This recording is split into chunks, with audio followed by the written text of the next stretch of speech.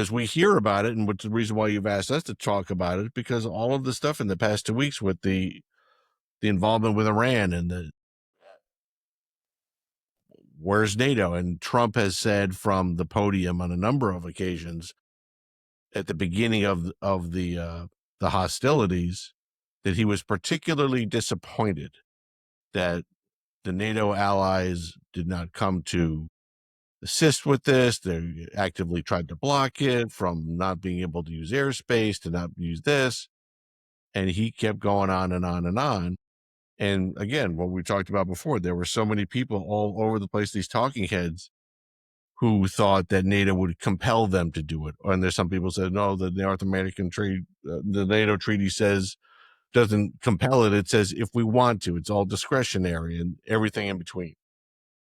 So, Lou, your thoughts about NATO right now with the whole Iran thing? So, I am full. I mean, so it's sort of tough. Where I mean, And again, I'll be the this is first to not say, political. It's just we're trying to give you guys the answers I'll to be your questions about how does NATO right. fall into this stuff. I'll be the first to say that the president's interpretation of the NATO treaty does not support his position. I agree. You know, as much as I wish it did, and as much as I wish that the NATO countries would have come on board, the specific language set forth in Article 5 and the other supporting treaties doesn't support that. It's something that if they want to, they can, but they're not compelled to, because it's very clear that for NATO to basically be invoked, there has to be an actual attack. It can't be something that's a preemptive strike, even though collective self-defense or preemptive self-defense is something that under the UN Charter is acceptable. The NATO Charter does not adopt that.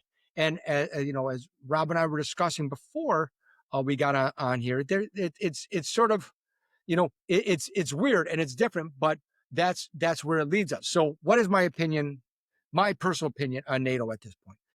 I think NATO is something that still has a very valid point. Having been alongside and served alongside NATO forces, our fellow members, being part of NATO training through the international peacekeeping training and stuff like that, the counterterrorism operations. It's a great force. It's a great thing. There's great pride in the NATO countries. I think that, you know, there's a lot of bluster. I think most of it comes down to the fact that financial, where the United States has been, again, this is Lou's opinion. Come at me if you want, but that the U.S. has been the piggy bank for a lot of things, including the UN and NATO, and that we've been financing a lot of operations and haven't seen a lot of returns. And that's why, I mean, that in his first term, President Trump pushed for an increase in NATO funding with the member nations, and that it was eventually approved. And now you just have a newer one that just came out, a new Hague provision that just came out, which is increasing the mandatory donations or the mandatory payments towards military support for the nations and for NATO, coming up to 5% by 2035. So it's a few years away, but it's better than the 2% that we've been dealing with all the way along. Without getting, I mean, there's a whole bunch of different discussions to get into the financial aspect of it. That's going to be in the chat area and stuff like that. But I'm a firm believer in it. I don't think it's antiquated. I don't think that it's something that we should ever consider dropping out of.